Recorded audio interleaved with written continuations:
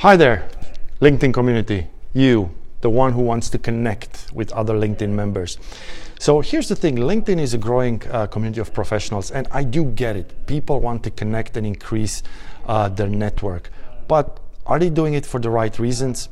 I'm not sure about that. So when you connect with somebody, here are like a few things that I would encourage you to pay attention. Number one, please do your research about the person, about the company that you're trying to reach out to. Number two, please add a note. Can I say please again?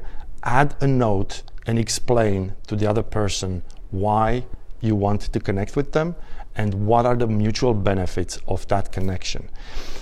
I feel that today a lot more people are just hitting the connect button just for the wrong reasons, to increase their audience, to increase their connections. And I feel that that's not right. In my personal opinion, quality is more valuable than quantity. Thank you.